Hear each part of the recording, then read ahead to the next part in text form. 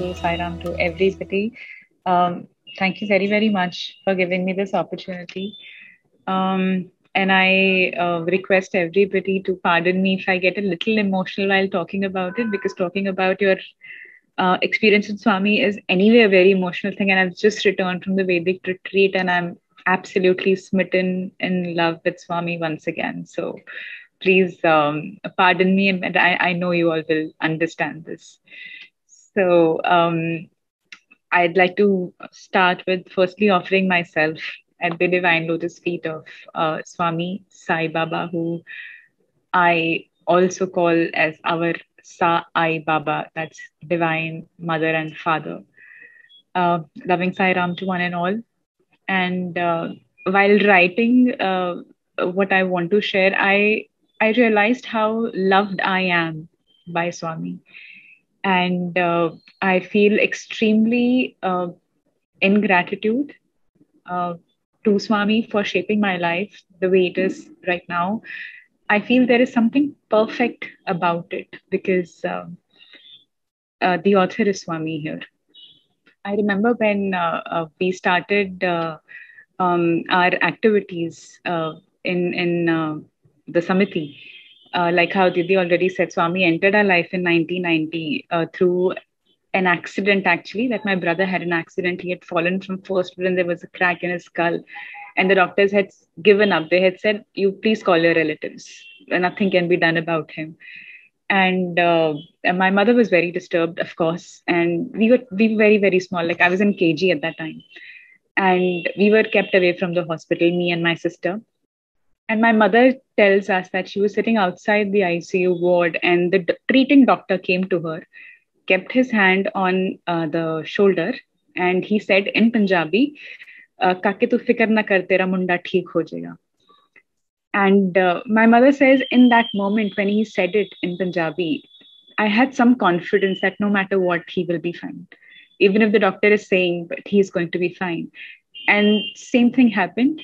Bhaiya became all right. When he was shifted to the general ward, my mother asked the treating doctor, how do you know to speak Punjabi so well?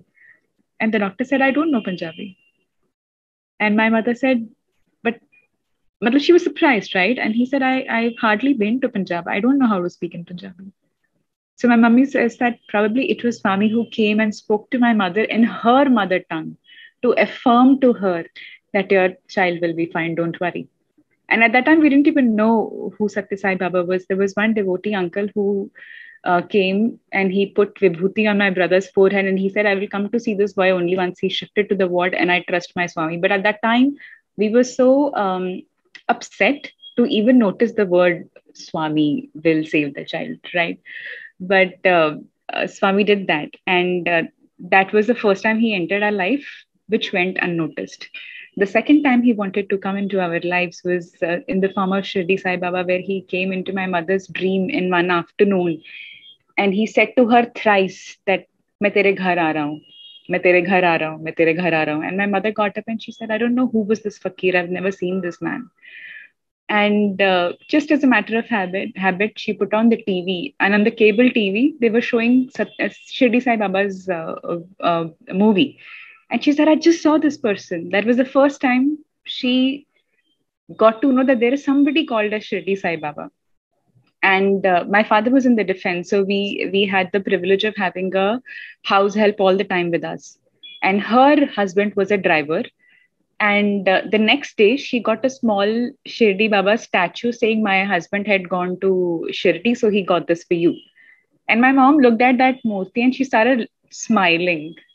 And the maid felt that, probably it's too small a gift. That is why madam is smiling like that. Maybe she didn't like it. And she said, ma'am, sorry, but unko samjha nahi, so he just got this in a hurry. He didn't have time. So mummy said, that's not what I'm laughing about. He just told me yesterday I'm coming here home. And here he is in my hands the very next day.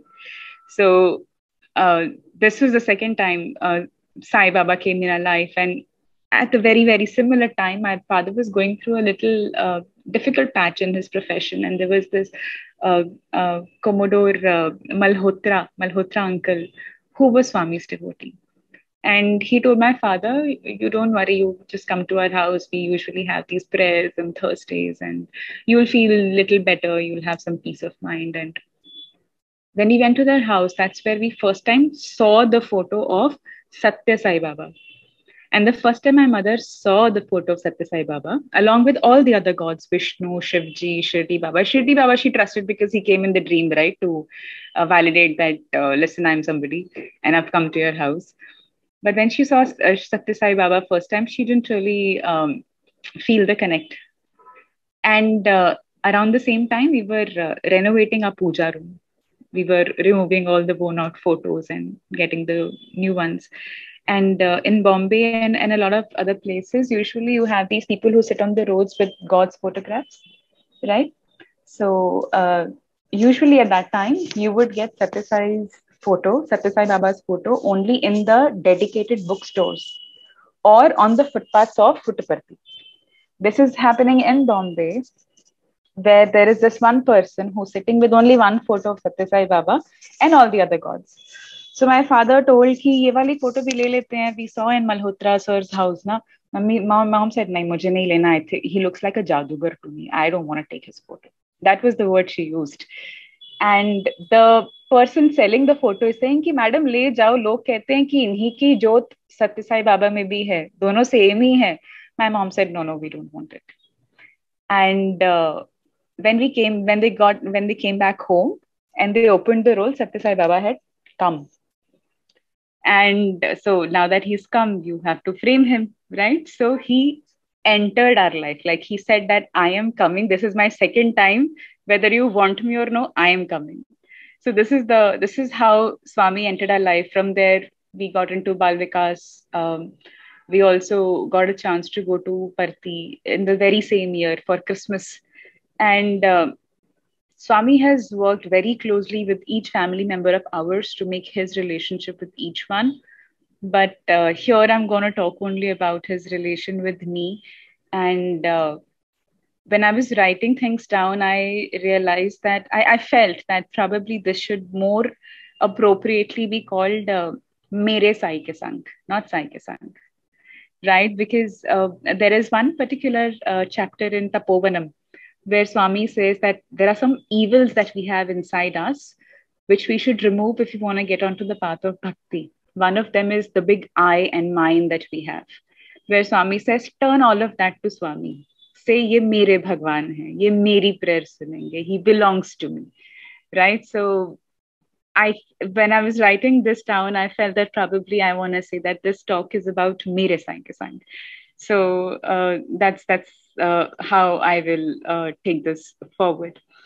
So I've told you about how Swami came into our life. Now, Swami's relationship with me during teenage, I mean, all of us, I'm sure will agree, we all have been through teenage. We feel that we figured it out. Like I know how it works. So during my teens, I got introduced to this law of karma. And I felt that all these God forms that we worship are nobody. They are basically good human beings who were so nice that that one supreme God granted them different kind of powers. And applying the same principle to Swami, I felt that this Satya Sai Baba is a very good human being who does so much good for the society that that supreme God has given him some powers. But at the end, he's a good human being because it's all about karma, right? So I'd apply the same principle to Swami also. And after my PG, I'd got a job in a very good multinational company after I did my PG in nutrition. But because I'd heard such good things about this saintly person called Satya Sai Baba, people used to call him Bhagwan Baba, but for me, the law of karma was still prevailing, right? So for me, he was a saint. And I said that let me start my career with the darshan of this great saint, Satya Sai Baba. And I told those people that I will not join you now. I already have a trip plan, so I can join only after that. They wanted an immediate joining, so the job didn't happen. But I was very sure. I said, no, I'm going for a saint's darshan. Everything is going to be fantastic. And this was our seva for the Mahashivratri. So I had gone alone with few aunties, and I was listening to all their stories, and they had such miraculous stories to tell, such miraculous experiences, that at one point I started thinking, why don't I have these miracles in my life? I mean, कहाँ पीछे रह गए हम कि भगवान ने इतने miracles हमारे साथ नहीं किए. But later I realized that probably not having problems in life is his grace. He was already taking care. He had already told all the problems to stay away from me because he knew that she's my property. So, I think he was just ensuring that you enjoy. Don't worry, I'm here. And when we reached Parthi on Shivratri day, only on occasion, Swami used to give discourses at that time. And I was too tired. I went back. I told those aunties who I had gone with, I said that I'll just sleep for 2 hours and then come back. They said, okay. I went and I slept a good 5 hours. Came back, bhajan was over. Not the bhajan was going on. Swami's darshan was over. His discourse was over. And I was very upset when I got to know his discourse is over. I said, "Aise thodi hota. You call me on Shivratri. I leave my job. I do such sacrifices for you, and you make me miss the discourse." I mean, we're humans, right? तो थोड़ा अहंकार बनता है. तो मैंने बोला ऐसे स्वामी को कि ये कोई तरीका थोड़ी होता है बुलाने का. And I said, I don't know anything. You have to give the discourse to me. I want to hear you. And one auntie said, नहीं स्वामी ऐसे नहीं देते discourse. वो तो सिर्फ occasions पे ही देते हैं.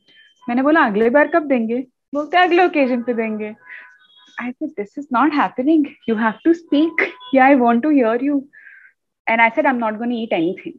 Until I see you and until I hear you again, I will not eat anything. And at that time, not eating was the biggest sacrifice I could do. I'm a foodie. I'm a Punjabi foodie. So I said, ये सबसे बड़ा है. इससे बड़ा कुछ नहीं हो सकता. And I was looking at his residence and saying all of this. And right at that time, one lady came and she kept something in my hand and she ran away. She said, इसको खा लेना. I said, मेरा fast है. She said, ये व्रत का ही खाना है.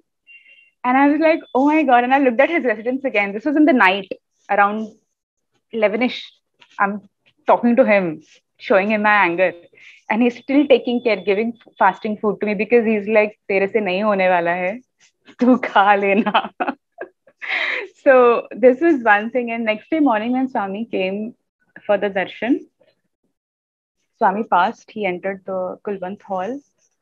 And I'm saying this with the understanding that Swami is listening to me right now. I felt nothing looking at Swami. Like, I felt nothing. And I asked myself that you left that job for this. Why? And then I'm peeping inside and I'm saying, Shefali, there are so many people in the hall. It's full. These people can't be fools. There has to be something about him. But I was feeling nothing. Absolutely nothing. And today I know that it was Swami's plan because he knows me better than I know myself. I go by proofs. And he must have known that ये proof से ही मानने वाली है. तो इसको थोड़ा अलग तरीके से सिखाएंगे. And from there it started.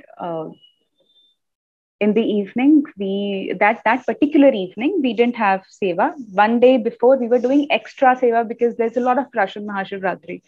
So the people at Parthi had requested us if we could do a little extra seva.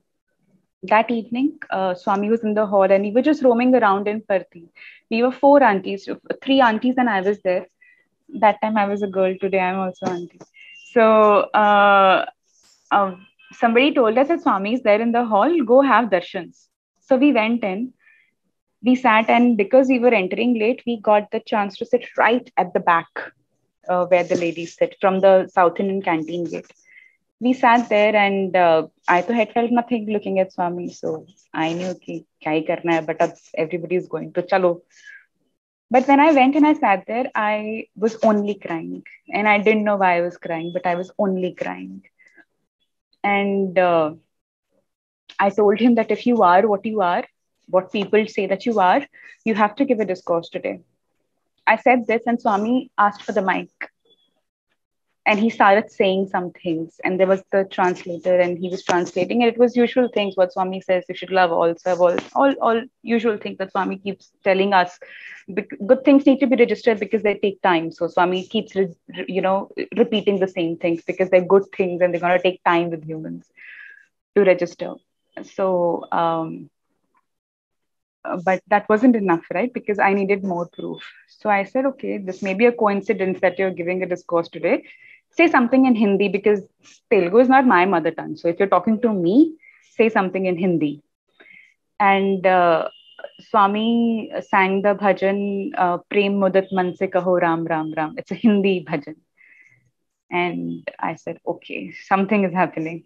But I said, no, this is not enough. And whenever Swami is blessing, I like his Abhay Hast the most comforting, I can say. So I said, you have to give me Abhay Hast and go if you know that I'm talking to you. And Swami was in the wheelchair at that time. And like, if Swami is sitting this way, if this is his straight, I was a little diagonal to him because we had entered late. And usually when the Fomboy Bhaiya moves Swami, he takes him the right side of the turn. But that time, I don't know, something happened. There was a jerk in Swami's chair. He came in my angle, and the moment he came in my angle, he raised his hands. And that Abhay Hast hit me. I went like, whoa, I did this in the hall. And I said, maybe he's not just a saint. But I still had doubts. And after that, each thing I was going on saying was coming true. Even something like in my heart, I was not even talking to Swami. I was just saying in my heart that this ashram is such a peaceful place. No, it will look so pretty if it would rain. In the rainy season, it will be so amazing. And the next day in the month of March, it rained in Andhra Pradesh in Puttaparthi. And it rained like there was water flowing on the road, not drizzle. So I knew that I was being heard. And it was Swami's way of telling me that I am much more than you can think that you know who I am. And from there has been no looking back. There was one time when I got involved in the youth awareness program. I had a dream that I'm walking in a college corridor, and there's this board outside of principal, and we enter inside. I and my friend who was working with me in youth awareness program, we entered inside, and she's telling Swami, Swami, please, Swami. And Swami is saying, no, no, not right now. And she's saying, Swami, please, Swami. And he's like, no, no, not right now. And I don't know what they're talking about. And then third time she said, Swami, please. Swami looked up. He looked at me and he said, no, her attendance is very low. He said that. And I don't know what attendance, why my attendance and all of those. And we had this chit box in our house. I'm sure a lot of devotee houses have those chit box where we go and keep picking up chits, right? Constantly after that, I went on getting the chit of read my stories slash Sacharita, read my stories slash Sacharita. So back to back, I read Tapovanam. I got involved in mother and child care program. I got involved for a Bal Vikas, to be a assistant to a Bal Vikas guru. And I feel that he was just working on getting my attendance right so he could make me his property. So when I look back of Mere Sai Ke Sang, I feel Swami has worked very, very hard to make the relationship he has with me. And a lot of effort has been from his side. Our Bal Vikas guru used to tell us this, that the stuti that we have, Omkaram Bindu Sahitya Nityam Dhayanti Yogana Kamadam Mokshatam Chaiva Omkara and Namo Namo. And that she used to say that if we are U, Swami, God is that dot. When both come together, you get the sound Om. So without the dot, we have no meaning. And without U, the dot has no meaning. So both are incomplete without each other. And I think Swami works really hard to get that completion. That's my understanding of the things that have happened with me. When I wanted to go to Anantapur, I wanted to go there just because I wanted to experience that. How can somebody run a college like this that's so much full of prayers, that has such a discipline, that there are no cell phones? Because I was from colleges of South Mumbai. The culture is very, very different. And of course, because I just felt this pull that I want to go to his college, and nobody in my family wanted me to go. So much that my father had come and asked me that, "Beta, tu humse pyar nahi करती क्या? तुझे क्यों जाना है उधर?" मतलब, because parents could come and meet you only once in a month. You can speak to them only for 2 minutes and all these things. You can't keep cell phones. And I am from a family where my father, even today, after 8 years of my marriage, calls me twice in a day. Ki, हाँ बेटा कैसे हो? ठीक है? Okay, bye. So for a father like that, it was too difficult to let me go there. And there were some people, in fact, some devotees only, who even said this to me, that what will you get in that college? Maybe 2 saris in a year. Why do you want to go?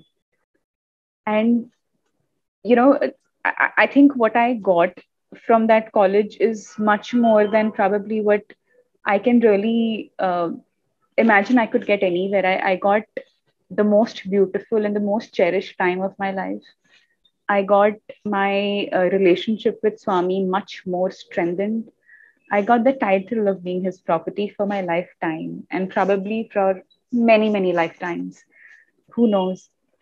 I got the realization that I do like things that are slightly different from people who I was surrounded with. I enjoy bhajans. I enjoy Veda chanting. It gives me a peace of a certain kind.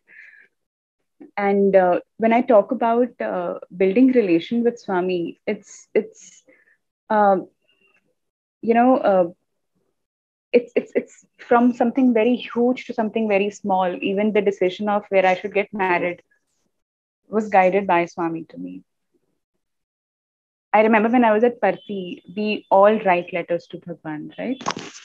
So once my suitcase zip had gone bad, and in Anantapur, because of the kind of discipline we have, sometimes getting things repaired and all takes a long time. And I felt that abhi iske bare mein kya letter likhna na Swami ko? I mean, is he really that free to take care of the zip of my suitcase, right? And there in Anantapur, as a matter of habit, and also because it gives us some kind of joy, after bhajan, we all stand in a queue to pick up chits. What message is there for me today? And that particular evening, the message for me was write a letter to me. So I felt that he wanted me to even write that, Swami, my suitcase zip is not working properly and it is on my mind, it's bothering me. So that's the kind of relation I think Swami wants to build with us. This time for the Vedic retreat, when we had gone, one brother shared a very, very beautiful experience, out of which I picked up one thing. He said once Swami was sitting with all of us, all the students, and he went on. I think he was talking about another set of people where Swami was going on asking them, "Who are you? Who are you? Who are you?" So in that, one child answered that, "Swami, you and I are one," because he had a lot of time to think, because he knew what was happening. So Swami told the person there, the devotee, today he will go out and give darshan. So this was, of course, what he said, but it stayed in my mind. I said, if tomorrow I have this opportunity where Swami comes and asks me, "Who are you?" What will be my answer? And I think I'd like to probably ask each one of you to have these conversations in your mind when it comes to Swami, that if I have this opportunity, what will be my answer? If Swami asks me this question, what will be my answer? So I was thinking that if Swami asked me this question, "Who are you?" I will tell him that, Swami, I am your favorite. And this is exactly what Chetna ji told me before the talk started. I had written in my introduction that I hold the title of being Swami's property closest to my heart. And she said that I have sent this out, that you have the title of being Swami's favorite. So I said, hold on, I think there is a message there. But this is not it, because we are humans, we are greedy. And Swami is an abundant source of energy. So when I was having this conversation in my mind that if Swami will ask me, "Who are you?" I will say, I'm your favorite. But I said, Abhi, if you're asking an abundant source, don't stop at favorite. Ask more. So I said, what more will I ask? So I said that, if I want to have more, I'll say, I'm your favorite instrument. If I want to add more to it, I will say, I'm your favorite instrument that is extremely inspiring for everyone around. And I said, if I want to add more to it, I will say that I'm your favorite instrument that is most inspiring to all the people in all my lifetimes, in any time and space, right? And when you will have these kind of conversations in your mind, you will only strengthen your relationship with Swami, I think, right? And you'll get more clear about what is it that you truly want in life, right? And I think the most important, I'm sure all of you all have heard it, must have heard it from a lot of people. I have myself heard it from a lot of people, where they used to say that the only relationship that you should really, really work on, and the reason why you get this human birth, is to have that relationship with God. So Swami is always making effort, So in any relationship, there are two parties involved, and if both the parties want it, the relationship can always work out, right? Here, one party is Swami, one party is us. The first party is ever ready. He's ever ready because probably he understands the meaning of Om. He understands how incomplete he feels without us. It's this second party, that's us, that need to get ready. And once we do that, like how Swami says, that you take one step towards me, I will take 100 towards you. I think it's extremely true. And in Haridwar, we met a Swamiji. So my Reiki guru's guru told me, if you're going to Haridwar, pakka milna Swamiji se. And I was thinking, क्यों मिलना है मुझे? But because my guru's guru had told, so I couldn't say no. So I said, ठीक है, मिलके आते हैं. This life is very good. I have no questions as such to ask. So we went there and we were talking. He also said the same thing. He said, हमारे मन में ना, हमारे लाइफ में एक चेतना होती है, और वो चेतना जो दिखती नहीं है ना, वो बहुत बड़ी होती है. उसके ऊपर ही ज्यादा ध्यान देना चाहिए. हम अपने शरीर पे, हम अपने आसपास की चीजों पे इतना ध्यान देते हैं, बट वो चेतना पे ध्यान देना चाहिए. And then I told him what I had come to Rishikesh for. I said, we've come for this Vedic retreat. Satya Sai Baba का एक वेद शास्त्र पाठशाला है, उनका फर्स्ट एनिवर्सरी है. He said, oh, Satya Sai Baba. मैंने बोला, yeah. He said, वो तो बहुत हेल्प करते हैं, सबका हेल्प करते हैं जो भी मांगे. That's what he said.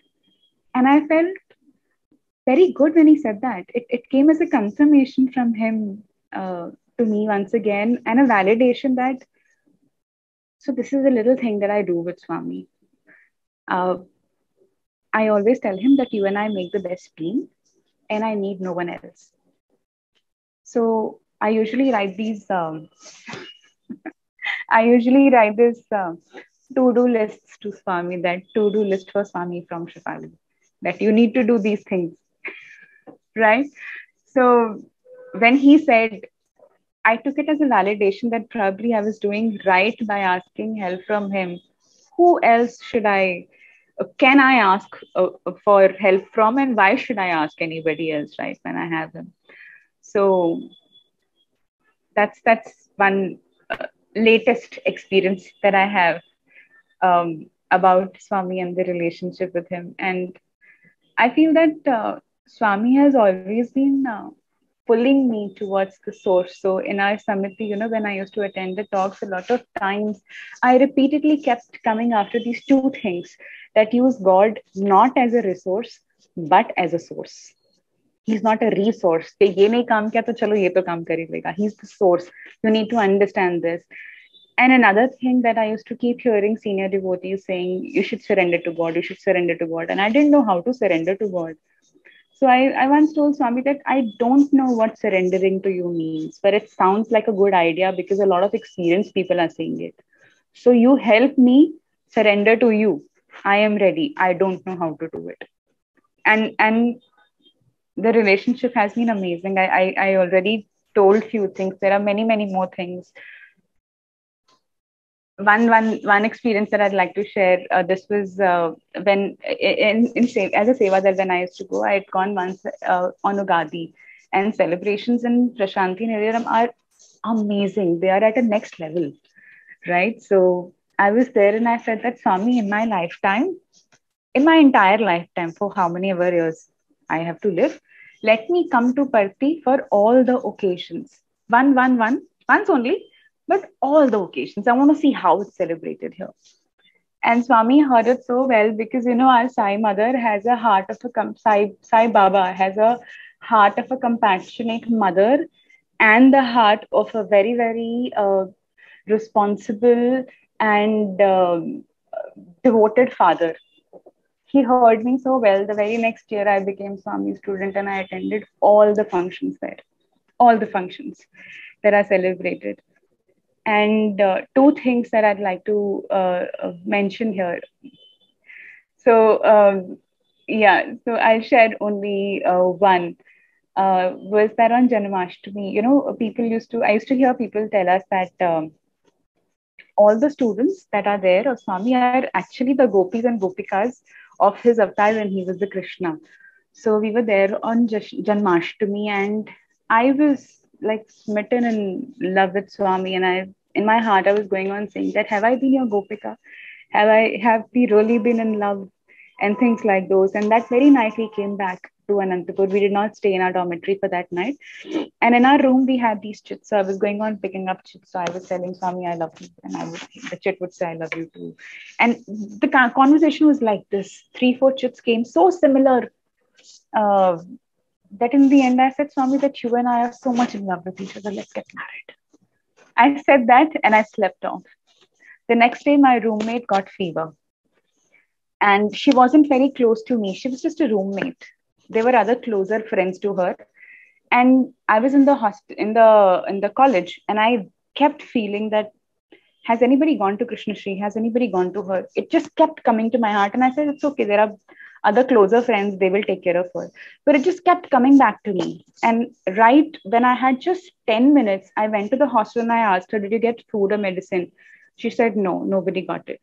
So I went to the hospital, got food for her, went to the pharmacy in our hostel, and I was sitting there for the sister to give me medicine, and I saw the chit box, and I had absolutely nothing in my mind. I said, "Chalo, time pass hi kar lete hain. Let's see what Swami has to say when I have nothing in my mind." And I picked up the chit, and it said, "You and I are wedded as one." And that's the only chit I've ever seen with the word wedded. So I felt that he created this, that you go to the hostel, I will not send anybody else to her, go to the pharmacy because the chit is only in the pharmacy. And he answered my prayer. So this is one of the many other experiences that I want to share where he's been extremely, extremely loving. And the other thing is that how he's pulled me close to the sources through Veda chanting. Lately, last year, I was wanting to explore something in sound healing. And parallelly, I got to know that Radha Didi is taking Veda classes. I'd always been interested in Veda. So I started attending her classes last year, February. And this was my first class, but it was the second class of that batch. So where ideally the introduction to Veda should have got over in the first class. But for some reasons, Didi was explaining this in the second class, where she was talking about what is Vedas and Shruti and frequency and sound. And she said that when you chant Veda correctly, you become the very source of that divine sound. So I felt that Swami didn't let me go towards sound healing. He pulled me to Veda chanting, saying, sit down here, do Veda chanting for me. I am going to teach you. So he has not let me go anywhere else because I told him that I don't know how to surrender to you, but I'd like to do that. So you help me do it. Okay, so one dream that I'd like to speak about, and I like to tell this dream as much as I can to whoever I can, because I think Swami gave the dream to me, but there was a message for everybody in it.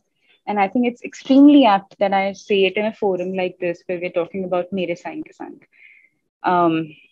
Where I had a dream once that Swami and I were taking a walk in this, I think, so I feel that Swami painted the entire universe and it all came to life.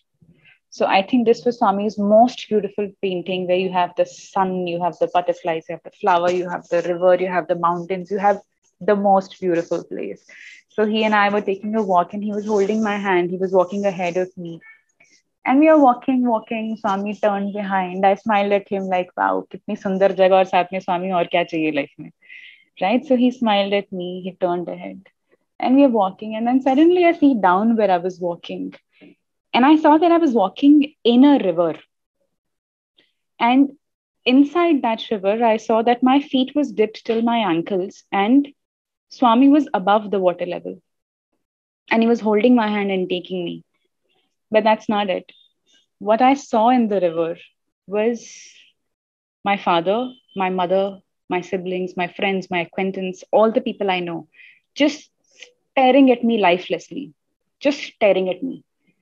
And I looked down and I got a shock of my life, and I looked up in a shock. Ke ye kya hai? And Swami turned back, gave me the same smile, and looked in the front, and we kept walking. The interpretation that I got from this dream intuitively, and I hope I have interpreted it right, was that Swami was trying to tell me that you are unaware of the truth and attached to the world.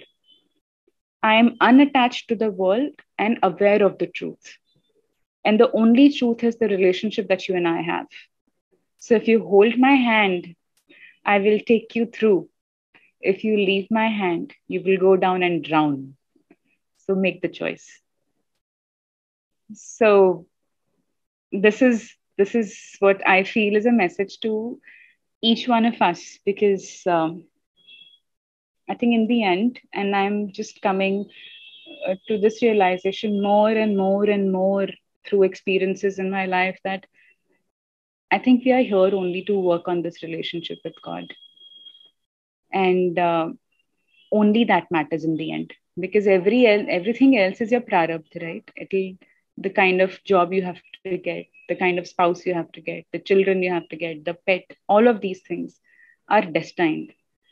But the choice that you need to make consciously in it is that no matter how sweet or sour the other relationships are in your life, this one relationship with God better be the sweetest, better be the most blessed and full of grace.